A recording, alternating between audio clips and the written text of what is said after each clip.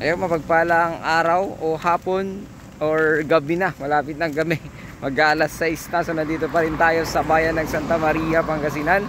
At tinitignan natin tong 3,000 square meter dito.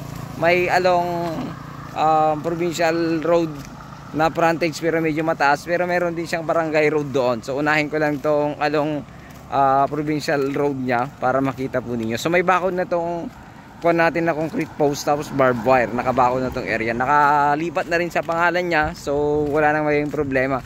So wala na po siyang extrajudicial settlement kasi naayos na niya. So mula dito sa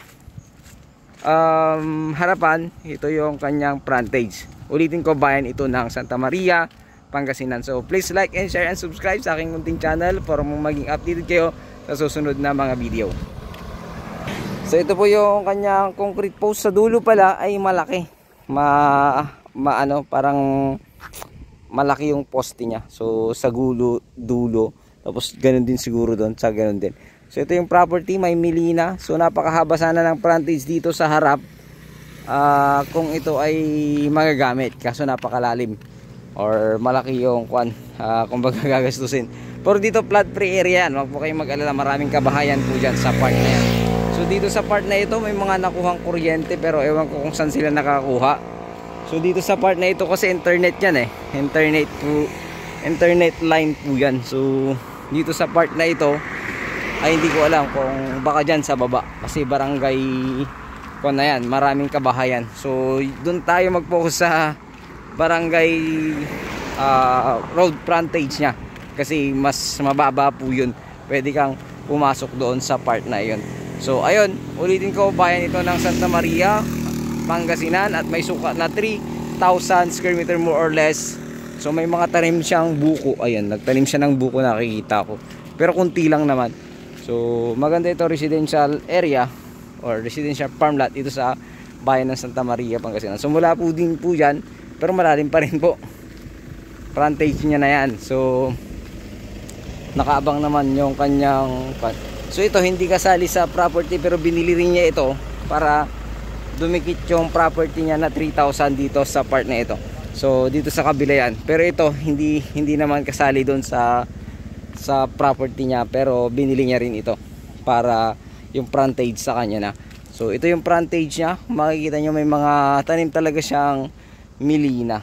So ulitin ko, 3,000 square meter more or less ang lot area nito at ang presyo nga lang nito ay 1,000 per square meter.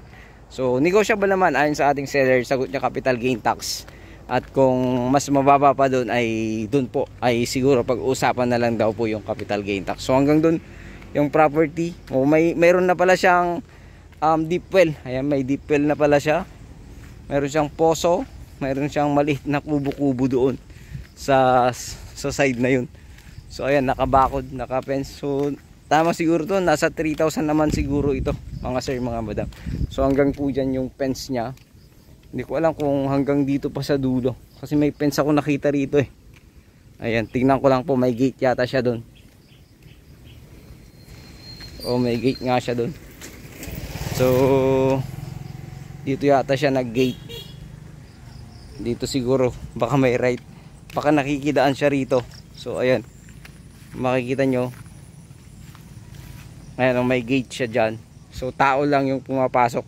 So tao lang, nakikidaan siguro yung may-ari. So hanggang dito siguro talaga yung property, pero in-adjust niya na yung kumbaga bakod.